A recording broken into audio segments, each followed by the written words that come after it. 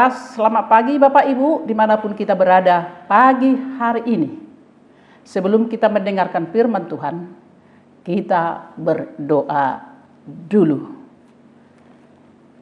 Terima kasih Tuhan atas segala penyertaan-Mu yang sangat luar biasa di pagi hari ini.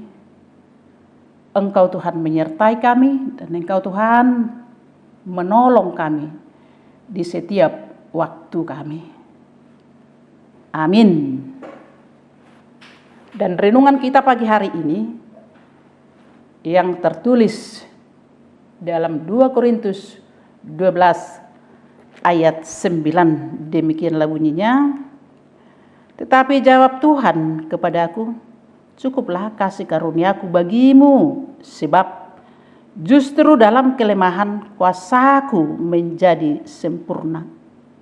Sebab itu terlebih suka aku bermegah atas kelemahanku, supaya kuasa Kristus turun menaungi aku.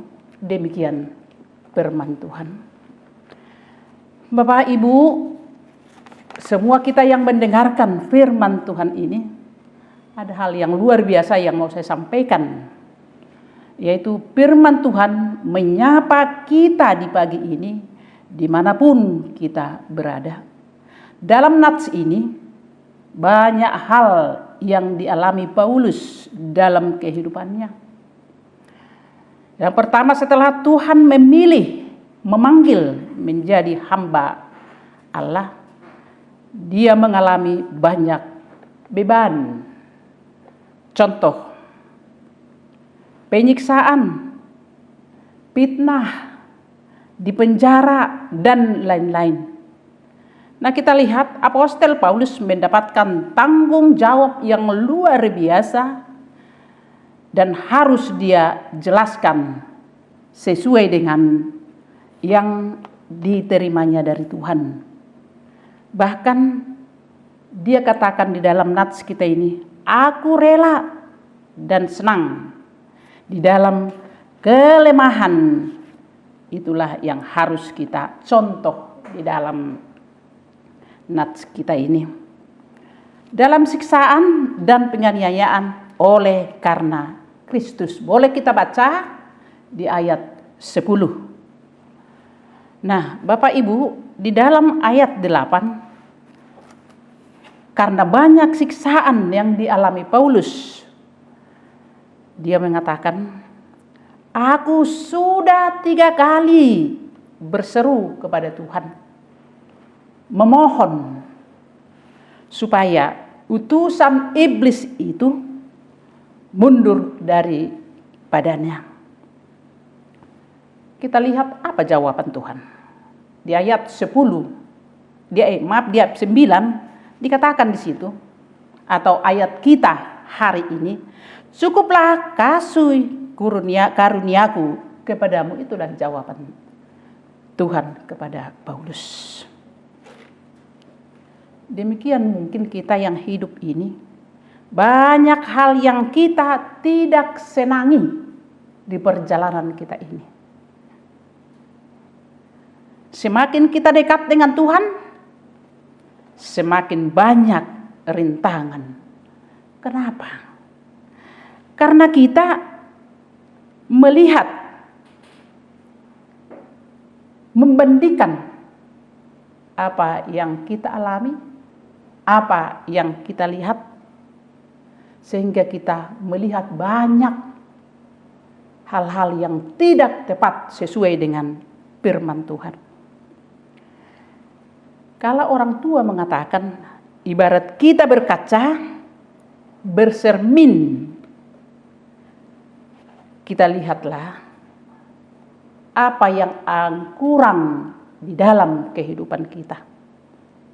Kita boleh kita katakan di sana, oh ini sisiran saya kurang bagus, ngomongan saya kurang baik, perjalanan saya kurang baik. Jika kita banyak bercermin kepada firman Tuhan, banyaklah hal-hal baik kelakuan kita sehari-hari, banyak pergaulan kita sehari-hari. Semakin banyak kita lihat yang tidak sesuai dengan firman Tuhan. Nah, kalau di nats kita ini, Paulus berkata kepada Tuhan, memohon supaya apa yang tidak diinginkan Tuhan, karena dikatakan iblis selalu melihat, selalu dekat dengan kita, dan selalu mau memberikan yang tidak baik kepada kita sehingga kita jauh dari Tuhan. Nah, untuk itu yang saya katakan tadi, nats kita pada pagi hari ini memberikan hal yang luar biasa kepada kita. Apa itu?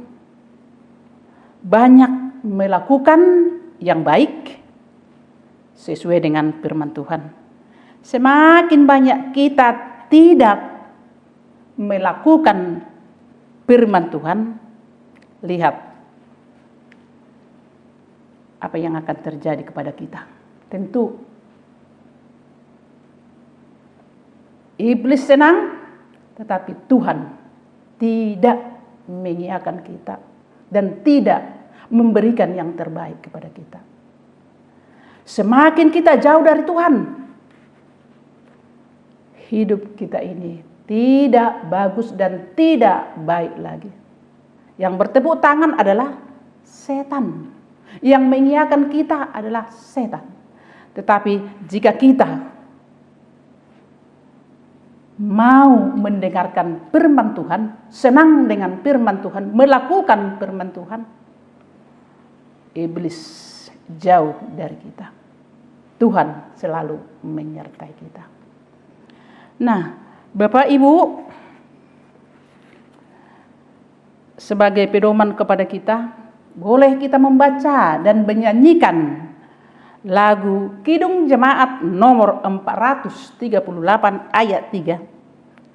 Dikatakan di sana, apapun juga memimpianmu menimpamu.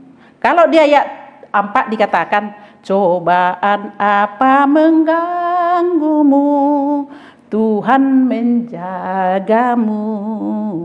Buatlah Yesus sandaranmu dan menjagamu. Itulah yang perlu sekali di dalam kehidupan kita, dimanapun kita. Kita nyanyikan lagu itu. Baik kita di dapur, baik di kedai, baik di halaman, baik di waktu tidur, baik di waktu bangun pagi. Suara Tuhan Yesus di dalam kehidupan kita, pasti kita senang. Pasti kita, apapun yang mau kita lakukan, senang. Nah, jika kita tidak mau mendengarkan firman Tuhan, pasti iblis bersenang. Itulah yang dikatakan oleh Paulus di ayat 8 ya. Aku sudah 3 kali berseru kepada Tuhan supaya iblis jauh dari saya. Nah, semua kita, Bapak, Ibu, saudara-saudara, tentu kita memohon kepada Tuhan supaya tetap Yesus berada bersama dengan kita, supaya kita kehidupan ini senang melakukan apapun yang hendak kita lakukan di dalam kehidupan ini. Nah, jika kita tetap bersyukur, tetap mengandalkan Tuhan, pasti apapun yang mau kita rencanakan, apapun yang mau kita lakukan, apapun yang ada yang selalu memanggil-manggil kita di dunia ini, kita akan tertutup dengan hal itu. Nah, untuk itu Bapak Ibu, kami yakin seperti yang dikatakan Apostel Paulus, terus kita berdoa memohon supaya Tuhan menjawab doa kita. Sekali lagi saya katakan, terus kita berdoa memohon supaya Tuhan menjawab doa kita. Amin. Kita berdoa. Terpujilah Engkau Bapa di sorga yang selalu menyertai kami. Terima kasih Tuhan atas kesetiaan-Mu kepada kami. Terima kasih atas segala penyertaan-Mu di sepanjang perjalanan hidup kami ini. Kami yakin Tuhan menolong kami dan Tuhan selalu menegur kami lewat firman-Mu yang kami dengarkan. Terpujilah Engkau Yesus hari ini dan sampai selama-lamanya. Amin.